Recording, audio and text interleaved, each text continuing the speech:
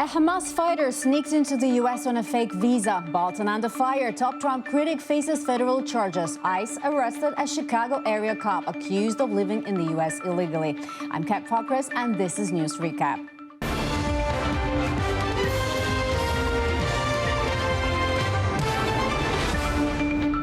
John Bolton, former Trump national security advisor turned critic, pleaded not guilty earlier today after federal prosecutors charged him with mishandling classified information. Bolton faces 8 counts of transmitting national defense information and 10 counts of unlawfully keeping it. Each count carries up to 10 years in prison and a $250,000 fine, 3 years in supervised release as well. Prosecutors allege he sent top-secret documents on foreign leaders, intelligence on potential attacks, and U.S. foreign policy plans via personal email and messaging apps, and retained sensitive files at home. When asked about the charges, President Donald Trump said he knew nothing about it.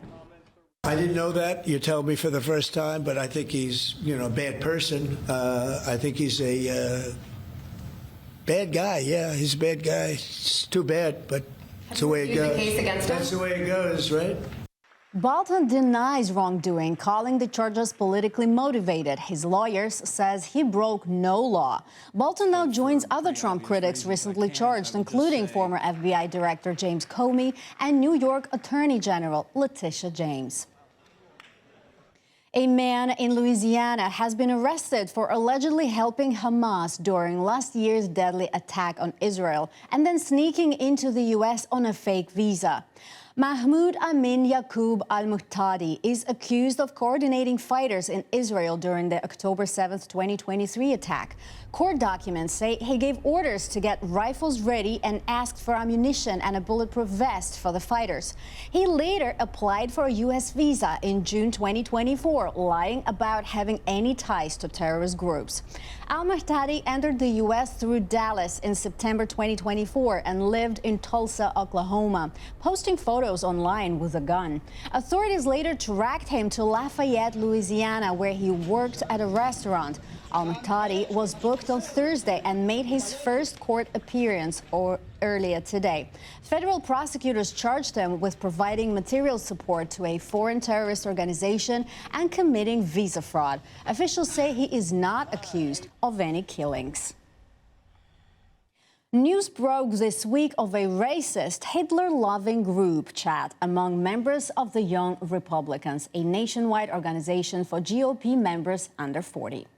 The chat contained offensive jokes about gas chambers, slavery, rape, and racial and anti-LGBTQ+ slurs. Among the members were a Vermont state senator, a New York assemblyman's chief of staff, and other GOP officials. Some have already been fired, while others face growing calls to resign. Senate Democratic leader Chuck Schumer called the messages revolting and urged GOP leaders to respond. I don't know who any of these people are. I never heard of them. Somebody posted a photo of me standing next to these guys. We're in tuxedos. Obviously, I think it was at the inauguration, and people were just coming up and asking for selfies with 1,000 of them. I don't know. I've never heard of that person in my life. But whoever these young people are and whatever they're saying, if it's true, we obviously condemn that. And the organizations involved are dealing with that. That's my understanding. Vice President J.D. Vance, however, pushed back against the outrage over the Young Republicans chat. He called the messages stupid jokes by young adults, even though some participants are in their late 30s, and dismissed what he called pearl clutching from critics. Vance said he doesn't want these mistakes to ruin lives and warned that cancel culture is going too far. He added that if left-leaning kids made similar jokes, he would feel the same way. People shouldn't have their futures destroyed over private group chat posts. In the meantime, another so-called young adult pleaded not guilty after he was accused of threatening ICE and Border Patrol agents in TikTok videos. 38-year-old Andrew Stanton from Wisconsin was arrested earlier this month. Court documents show Stanton posted multiple videos urging violence. In one clip, he said, "When there are mass shootings, they are successful. You can apply that to other people, federal agents." In another, he warned if ICE shows up to your neighborhood, it's time to start shooting at them. Prosecutors also say Stanton directly messaged a federal officer writing, "Police diet will help future generations," and then later posted a video naming and threatening that officer. Authorities traced the accounts to Stanton using an email address and his driver's license photo. He ignored attempts to interview him and is currently jailed in Kenosha County. Stanton's pretrial conference is scheduled for December 1st, with trial set for December 15th. His attorney has not responded to requests for comment. The three leading candidates for New York City mayor debated on Thursday at Rockefeller Center. Housing, Israel and Gaza, and of course President Donald Trump were hot topics as Zoran Mamdani challenged Andrew Cuomo. Early voting starts next week. Polls show Mamdani ahead at 46% and Cuomo at 33%. This is not a job for a first-timer. Any day you could have a hurricane, you have, God forbid, a 9/11, a health pandemic. If you don't know what you're doing, people could die. Mr. Mamdani, want to respond? And if we have a health pandemic, then why would New Yorkers turn back to the governor who sent seniors to their death in nursing homes? That's the kind of experience that's on offer here today. What I don't have in experience, I make up for in integrity. And what you don't have in integrity, you could never make up for in experience. Republican Curtis Sliwa focused on public safety and frequently jumped in during the debate. Afterwards, he compared his opponents to two kids in the schoolyard, showing confidence in his own performance. Cuomo defended his record, but the debate also touched on controversies from his time as a governor, including multiple sexual harassment allegations. ICE agents have arrested a suburban Chicago police officer accused of being in the U.S. illegally. Radule Bojovic from Montenegro was working for the Hanover Park Police Department when he was caught during a targeted immigration enforcement operation called Operation Midway Blitz. DHS says he overstayed a tourist visa for 10 years and was required to leave the U.S. in 2015. Federal law also makes it a felony for someone in the U.S. illegally to carry a firearm. Homeland Security officials slammed the department for hiring him, calling it a failure that put guns in the hands of someone living in the country illegally. But Hanover Park officials said Bojovic was legally authorized to work in the U.S. at the time of hiring, and they say a full background check was done and that he was cleared to carry a firearm. Bojovic has been placed on administrative leave during the immigration proceedings. Village leaders say they followed the law and will return him to duty if his immigration status is cleared. The father of 7-month-old Emmanuel Haro has pleaded guilty to murder, child endangerment, and filing a false police report. Jake Haro is scheduled to be sentenced on November 3rd. The plea was not part of a deal. A judge will decide his punishment. Emmanuel's mother, Rebecca Haro, faces charges of murder and filing a false report. She has pleaded not guilty, with her preliminary hearing set for the same day as Jake Haro's sentencing. Emmanuel's remains have not been found. Authorities say the parents' story that Emmanuel was kidnapped while Rebecca was attacked in a parking lot was false, and evidence show Emmanuel died from abuse.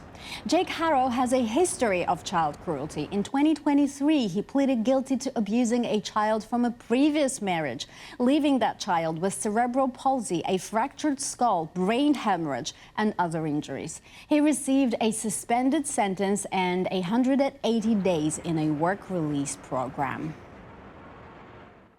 President Donald Trump announced new steps to make in vitro fertilization, or IVF, more affordable and accessible.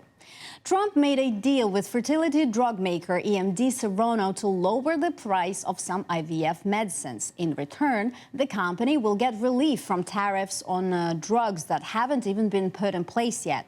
The administration also plans to encourage employers to offer fertility benefits similar to vision or dental coverage. But companies don't have to participate, so it's unclear how many workers will actually get the help. Trump said the moves will lead to many more beautiful American children and promised that prices will go way, way down.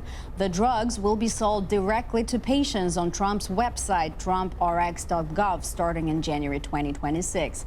IVF helps couples who have trouble conceiving, but it can cost $20,000 or more per cycle in the U.S. and is often not covered by insurance. Trump has called himself the father of IVF and says these steps are part of his plan to lower prescription drug costs. Millions of Americans are set to take to the streets on Saturday for No Kings protests, challenging President Trump and his administration's policies. Republicans are sounding the alarm, calling the events Hate America rallies and claiming extremists will be there.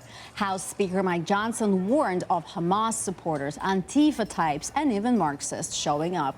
Organizers and Democrats pushed back hard. Senator Bernie Sanders called it a Love America rally, while Senator Chris Murphy accused Republicans of trying to scare people off and suppress First Amendment rights.